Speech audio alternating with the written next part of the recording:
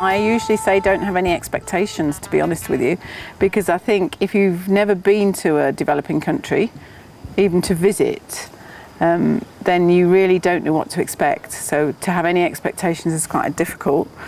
Some people, I think, have a different agenda, and certainly some people come to build their CV, and it's about them and not about giving or sharing. But others obviously genuinely come to share information, knowledge, skills, and see what they can gain, I think, from this environment. But make a difference is what lots of people say. It's something that you have to give yourself.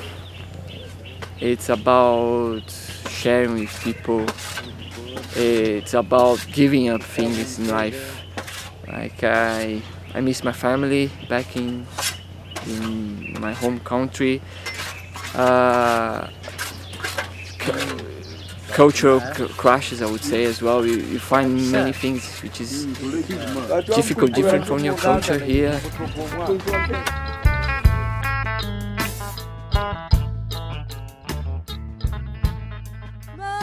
Have you had some doctors or nurses or midwives who you feel don't want to listen to the staff at your centre? Yeah, I think 1%, but most of them are okay. Just like 1% who can come with her ideas and just wants to implement those ones and is not willing to change, to adopt to the ideas like at the station. Yes, but most of them are okay. How have volunteers helped you? You talked about workload. Is it just another pair of hands, or? Yeah, sometimes like when they come and like when you are busy, you have a bigger number of clients, you can tell them that you health educate. You know, they can health educate as you get an interpreter for them. She interprets, then they give them the content which is necessary, and then in that way they are helping you. At times they write, they talked with them, so that when the clients have come and you just leave them like unattended, they get tired. Yeah. But if they have someone to interact with, they feel it good. They don't worry about like being left alone. So in that way they are helping us.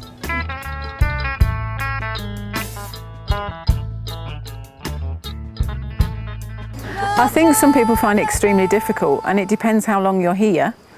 And if you think you're going to make an impact and you're here a short while, I think it's quite stressful, because you need to be here some time to see what's going on and why people do things and what the resources are, in my opinion, to be able to take any action or work with the people to change anything. I think to be a good volunteer, if you come to a different facility, and you're able to comply with what is going on in that facility and not bringing your own ideas, there you have to be compatible with the kind of work they're doing than resisting it. Mm-hmm. Yeah. And does that mean in your experience you have had some people that you felt have resisted your way of doing things? Yeah, like you find they find the way we do our things. For example, in Uganda, me, I'm a registered nurse. You find that it's us who do most of the work compared to the system which I've experienced here. So the first person who came as a volunteer had her own roles or how they handle things. Mm-hmm. So in terms of handling, so they expect like the kind of work they do here should be the same as what we have in Uganda. Yet our settings are totally different.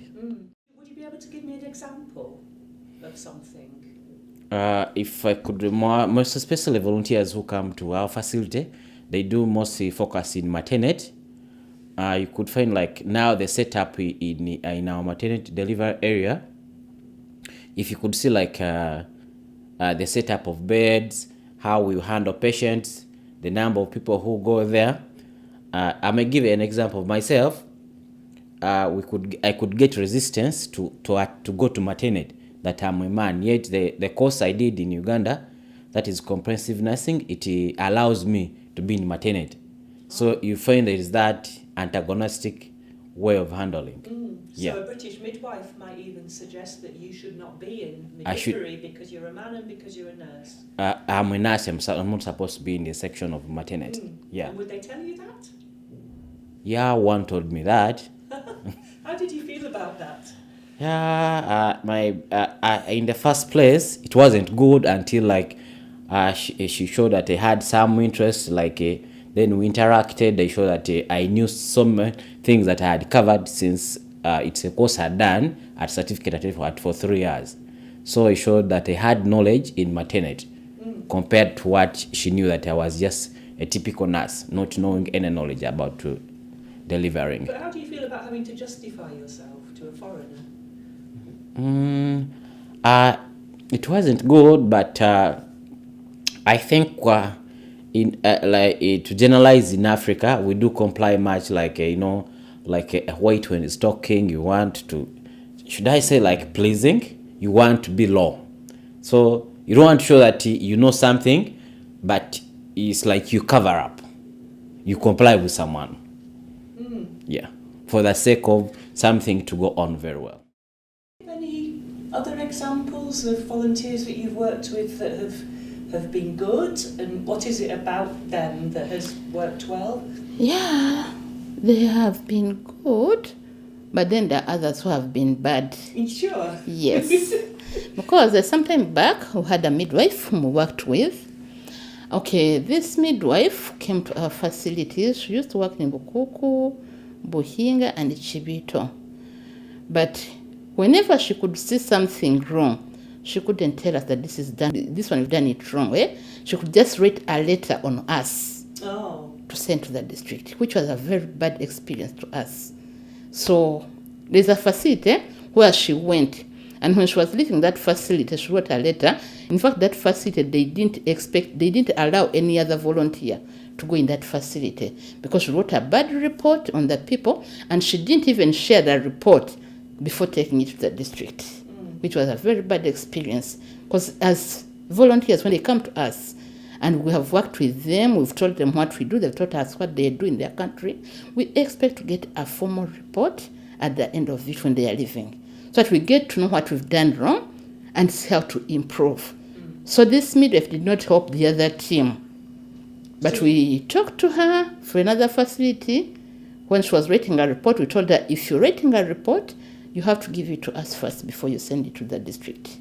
Well, sometimes volunteers come for 1 or 2 days or 1 or 2 weeks, roll of the eye, or sometimes they come for a year. What do you think works well?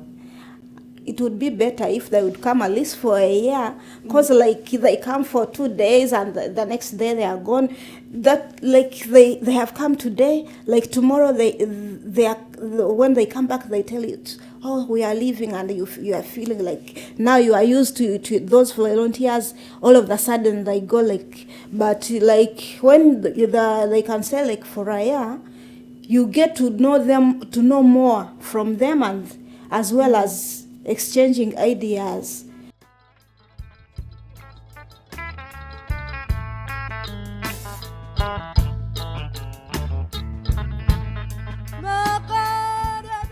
So you haven't had the experience, Doreen, of people coming in with their own ideas and criticising you and expecting you to somehow implement foreign ways of working that won't work in Kagoti, or?